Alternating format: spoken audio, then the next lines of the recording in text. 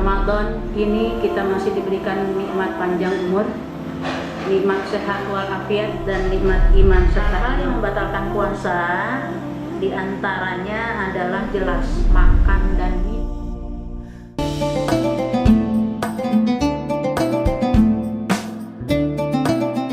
Bismillahirrahmanirrahim. Assalamualaikum warahmatullahi wabarakatuh. Alhamdulillah, wassalatu wassalamu ala sayyidina Muhammadin wa ala alihi wa sahbihi ajma'in, amma ba'du. Pertama, kita panjatkan syukur pada Allah Subhanahu wa taala. Alhamdulillah, pada bulan Ramadan ini kita masih diberikan nikmat panjang umur, nikmat sehat walafiat, dan nikmat iman serta iman kepada Allah Subhanahu wa taala. Pada pertemuan ini saya akan membahas tentang fikih atau puasa ditinjau dari ilmu fikih. Sebagaimana kita ketahui bahwa dalil atau ayat Al-Quran yang menjelaskan tentang puasa sebagaimana sudah dijelaskan oleh Pak Ustadz Yudana beserta lengkap dengan tajwidnya, maka di sini saya akan menjelaskan puasa dari segi pengertian. Puasa itu yaitu as-shaum bahasanya, yang artinya dari bahasa Arab, yang artinya adalah menahan. Sedangkan menurut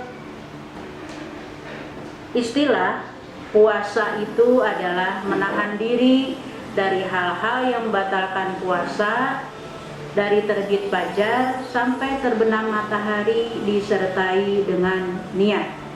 Niat yang dilaksanakan pada bulan Ramadan itu dilaksanakan pada malam hari, yang bunyinya adalah nawaitu shauma ghadin an adai fadi syahri ramadana haji sanati lillahi ta'ala. Artinya, saya niat puasa esok hari di bulan Ramadan fardu karena Allah Ta'ala. Puasa itu hukumnya wajib, dan barang siapa menjalankan ibadah puasa itu merupakan kolaborasi dari rukun iman dan kolaborasi dari rukun Islam, yang mana kita tidak akan percaya kepada Allah, kita tidak akan menjalankan puasa. Dengan kita menjalankan puasa itu berarti suatu bukti kalau kita percaya kepada adanya Allah, kita percaya kepada adanya malaikat, kita percaya dengan adanya Rasul, kita percaya dengan adanya hari kiamat, dan kita percaya terhadap qada dan qadar. Puasa itu hukumnya wajib, dan kepada siapakah puasa itu diwajibkan? Terutama puasa pada bulan Ramadan. Puasa yang diwajibkan yaitu yang pertama bagi Islam. Jadi hanya orang yang beragama Islam dan beriman itulah yang diwajibkan berpuasa. Bagaimana orang yang bukan Islam dia melaksanakan puasa? Itu berarti puasanya tidak sah karena tidak memenuhi syarat. Yang kedua itu adalah berakal. Jadi orang yang tidak berakal atau yang akalnya sakit itu tidak diwajibkan untuk melaksanakan puasa. Siapa yang dianggap akalnya yang tidak sehat, yaitu diantaranya orang gila. Jadi bagi orang-orang yang tidak menjalankan puasa itu boleh. Bagi siapa? Bagi orang yang tidak ada akalnya atau orang gila. Yang ketiga, rukun puasa itu adalah balik. Balik itu ditandai dengan bagi perempuan sudah haid dan bagi laki-laki sudah mimpi. Jadi bagi orang laki-laki atau perempuan yang sudah melampaui batas tanda-tanda itu, maka dia diwajibkan untuk melaksanakan puasa. Ada juga tambahan, yaitu dari puasa itu dilaksanakan apabila orang tersebut suci dari haid dan suci dari nifas. Jadi jika perempuan yang mengalami haid, walaupun tinggal 5 menit lagi, tinggal 2 menit lagi, tinggal 1 menit lagi, dia sedang melaksanakan puasa, terus haidnya datang, maka otomatis batal puasanya dan harus diganti dengan hari yang lain. Selain rukun puasa, terdapat juga yang namanya sunnah puasa.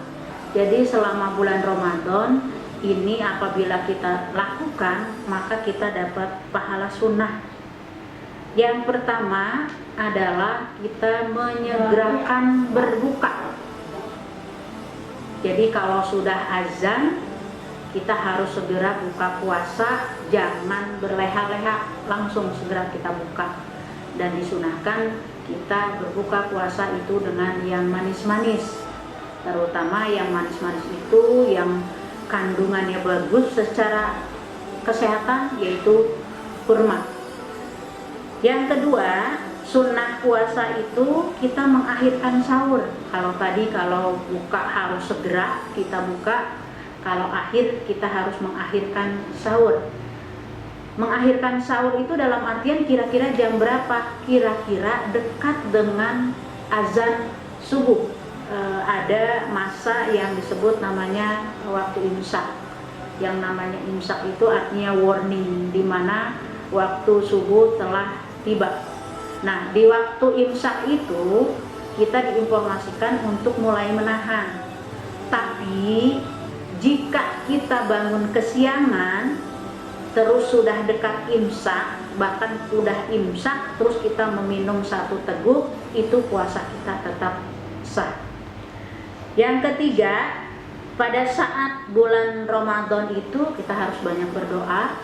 Alasannya kita banyak berdoa karena bagi orang yang berpuasa itu doanya akan dikabulkan oleh Allah Subhanahu wa Ta'ala. Yang keempat, kita disunahkan pada bulan Ramadan itu memperbanyak sedekah.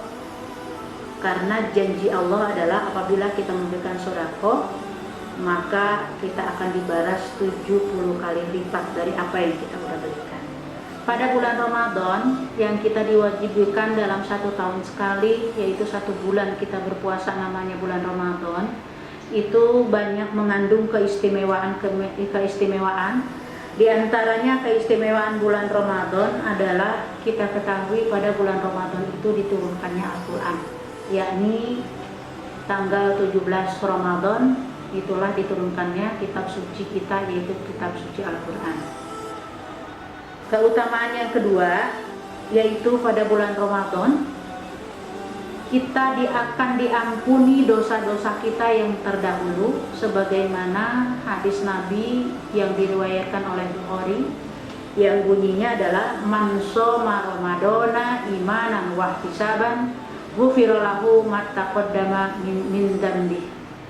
Artinya, siapa orang yang berpuasa di bulan Ramadan dengan iman dan ridho kepada Allah, maka akan diampuni dosa-dosanya yang terdahulu. Jadi jika kita berpuasa pada bulan Ramadan, janji Allah akan mengampuni dosa-dosa kita yang kita telah lakukan terdahulu. Yang ketiga, keutamaan dari bulan Ramadan yaitu akan ditutupnya pintu neraka dan akan ditutupnya pintu surga.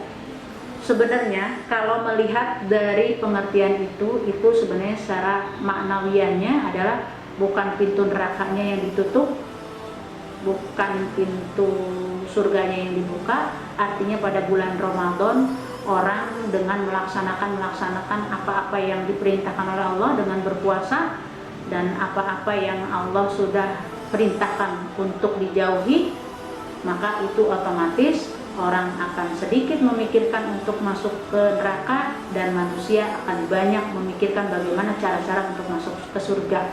Itu dalam artinya pintu neraka ditutup dan pintu surga terbuka. Bahkan dalam suatu hadis dijelaskan ada 1 pintu di surga namanya pintu Ar-Rayyan, yang mana pintu itu dikhususkan nanti pada hari kiamat dibuka, dikhususkan pintu itu untuk orang-orang yang melaksanakan ibadah puasa.